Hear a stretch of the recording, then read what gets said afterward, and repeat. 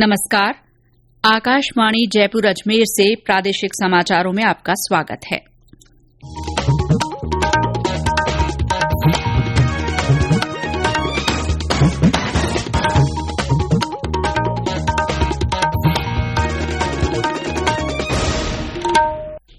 मुख्य समाचार।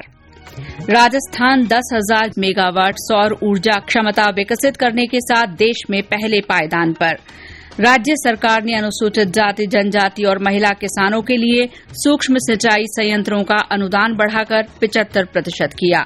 केंद्र सरकार ने वंचितों की आजीविका और उद्यम के लिए स्माइल योजना शुरू की। ट्रांसजेंडर और भीख मांगने वाले लोगों का कल्याण होगा।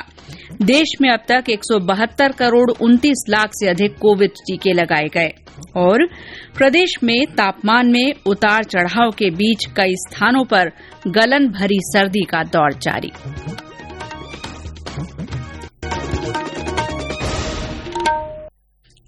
समाचारों के साथ मैं शीला चावला। कोरोना वायरस के नए स्वरूप ओमिक्रॉन को देखते हुए आपसे अपील है कि सतर्क रहें और पूर्ण टीकाकरण कराएं। 15 से 18 वर्ष के किशोरों और अन्य लोगों के टीकाकरण में भी मदद करें। सुरक्षित रहने के लिए कृपया 3 सरल उपायों का पालन अवश्य करें।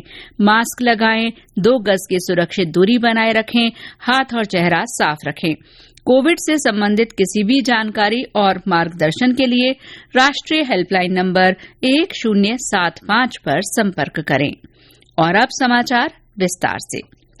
राजस्थान देश भर में सर्वाधिक सौर ऊर्जा क्षमता विकसित करने वाला राज्य बन गया है।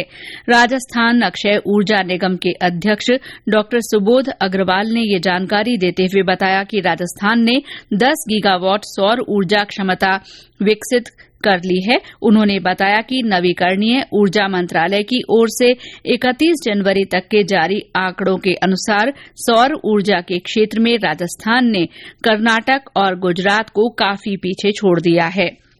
अब देश में कुल विकसित सौर ऊर्जा क्षमता में अकेले राजस्थान की हिस्सेदारी 20% से भी ज्यादा हो गई है। उन्होंने बताया कि देश में 49,346 मेगावाट सौर ऊर्जा क्षमता विकसित की गई है।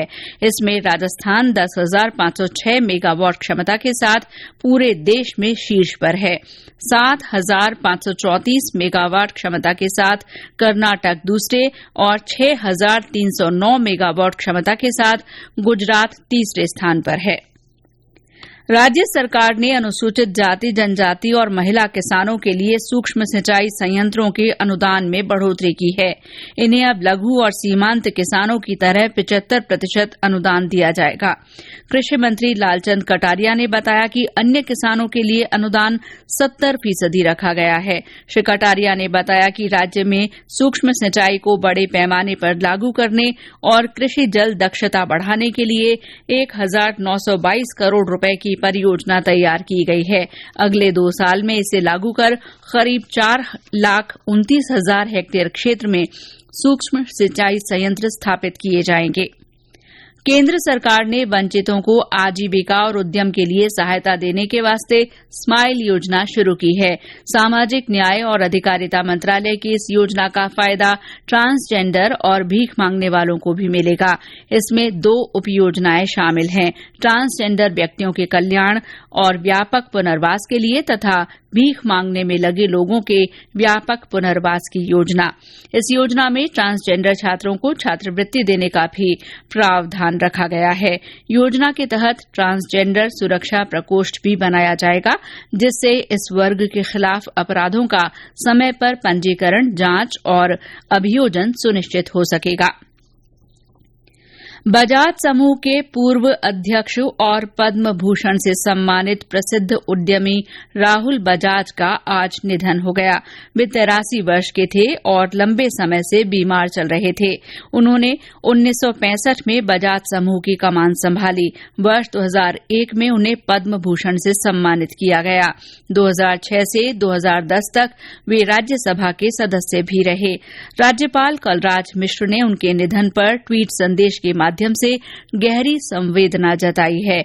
मुख्यमंत्री अशोक गहलोत ने अपने संवेदना संदेश में कहा कि श्री बजाज जाने माने कारोबारी थे। उन्होंने देश की औद्योगिक प्रगति में महत्वपूर्ण योगदान दिया। अलवर जिले के भिवाड़ी में बन रही एक इमारत की छत गिरने से मलबे में दबकर 2 मजदूरों की मौत हो गई।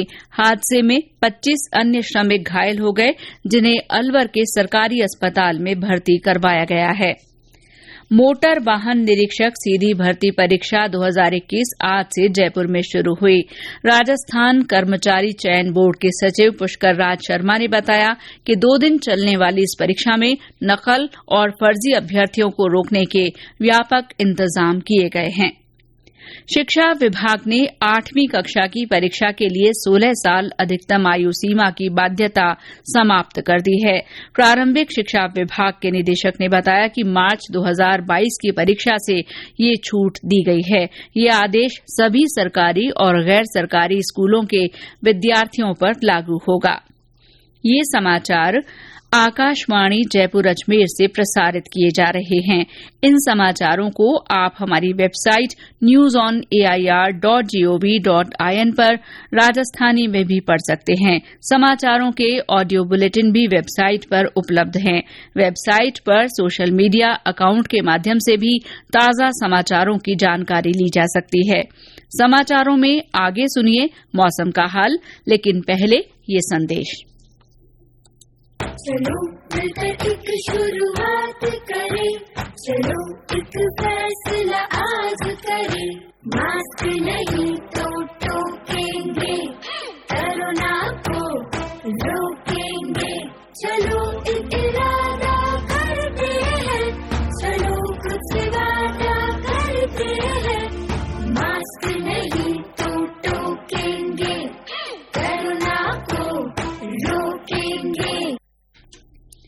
समाचारों में आपका फिर स्वागत है। देश में अब तक 172 करोड़ 29 लाख से ज्यादा कोविड टीके लगाए जा चुके हैं। स्वास्थ्य मंत्रालय ने बताया कि कल 46,82,000 से ज्यादा टीके लगाए गए। इस बीच देश में कोविड से स्वस्थ होने की दर बढ़कर 97.37% हो गई है। पिछले 24 घंटे में 1,36,962 लोग संक्रमण मुक्त हुए। इस दौरान 50,500 नए मरीजों की पुष्टि हुई। अब कोविड के सक्रिय रोगियों की संख्या घटकर 6,10,443 रह गई है। जयपुर जिले में आज कोविड के 735 मामलों की पुष्टि हुई है। अजमेर के सेंट्रल जेल में बंदियों को योग और प्राकृतिक चिकित्सा सिखाई जाएगी। हमारे संवाददाता ने बताया कि इसके लिए 2 चरणों में प्रशिक्षण दिया जाएगा। पहले चरण के लिए 30 बंदियों का चयन किया गया है। कारागृह अधीक्षक सुमन मालीवाल ने बताया कि यह प्रशिक्षण 90 दिन का होगा। शरीर के विभिन्न हिस्सों में रहने वाले दर्द का इन पद्धतियों से इलाज करने का इसमें प्रशिक्षण दिया जाएगा।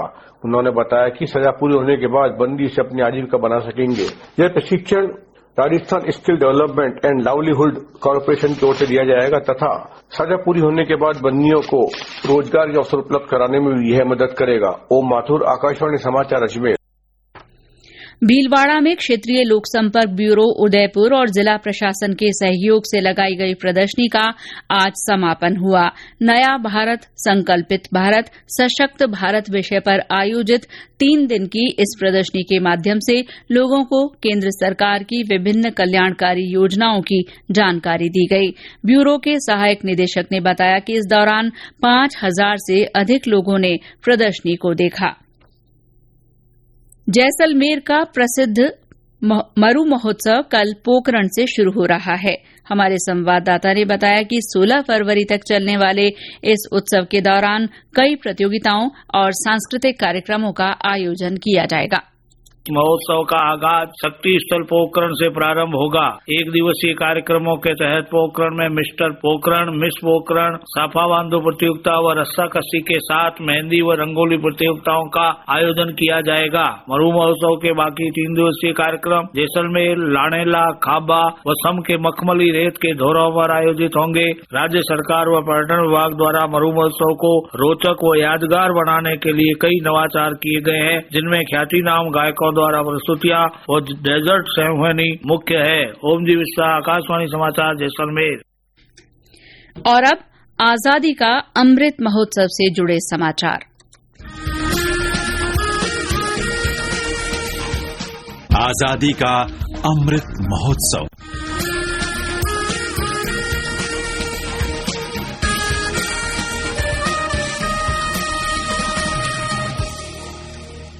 अमृत महोत्सव के तहत जयपुर स्मार्ट सिटी लिमिटेड की ओर से आज मिनी मैराथन आयोजित की गई।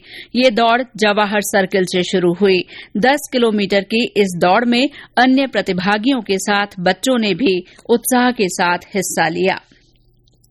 भारतीय रेल खानपान और पर्यटन निगम IRCTC की ओर से सभी रेलगाड़ियों में भोजन की सुविधा फिर शुरू की जाएगी।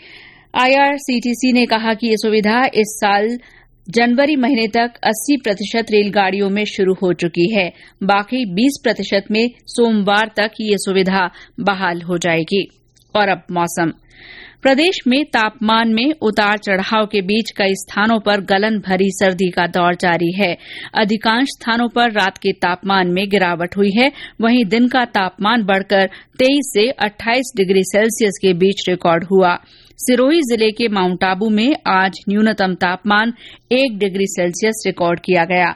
इसके अलावा राजसमंद में न्यूनतम तापमान 2.8 डिग्री सेल्सियस, सीकर में 4, अलवर और चित्तौड़गढ़ में 5.2, चूरू में 5.4 और नागौर में 6.9 डिग्री सेल्सियस न्यूनतम तापमान रहा। ज्यादातर जगह औसतन न्यूनतम तापमान 11 डिग्री सेल्सियस से नीचे दर्ज हुआ है। उदयपुर में आज दिन भर बादल छाए रहे और ठंडी हवाएं चली। प्रधानमंत्री नरेंद्र मोदी 27 फरवरी को सुबह 11 बजे आकाशवाणी के मन की बात कार्यक्रम में अपने विचार साझा करेंगे। ये मासिक रेडियो कार्यक्रम की 86वीं कड़ी होगी। प्रधानमंत्री ने इसके लिए लोगों से अपने विचार साझा करने को कहा है। श्रोता नमो ऐप या MyGov ओपन फोरम पर अपने विचार साझा कर सकते हैं। वे टोल फ्री नंबर 1800-117800 पर भी डायल कर हिंदी और अंग्रेजी में प्रधानमंत्री के लिए अपना संदेश रिकॉर्ड करा सकते हैं। ये फोन लाइनें 24 फरवरी तक खुली रहेंगी। श्रोता फोन नंबर 1922 पर मिस्ड कॉल दे सकते हैं और SMS लिंक प्राप्त कर सीधे प्रधानमंत्री को अपने सुझाव दे सकते हैं। और अंत में मुख्य समाचार एक बार फिर। राजस्थान 10,000 मेगावाट सौर ऊर्जा क्षमता विकसित करने के साथ देश में पहले पायदान पर आ गया है। राज्य सरकार ने अनुसूचित जाति, जनजाति और महिला किसानों के लिए सूक्ष्म सिंचाई संयंत्रों का अनुदान बढ़ाकर 75% कर दिया है। केंद्र सरकार ने वंचितों की आजीविका और उद्यम के लिए स्माइल योजना शुरू की है। इससे ट्रांसजेंडर और भीख मांगने वाले लोगों का कल्याण होगा। देश में अब तक 172 करोड़ 29 लाख से अधिक कोविड टीके लगाए गए हैं। और प्रदेश में तापमान में उतार चढ़ाव के बीच कई स्थानों पर गलन भरी सर्दी का दौर जारी है। इसी के साथ प्रादेशिक समाचार बुलेटिन समाप्त हुआ। नमस्कार।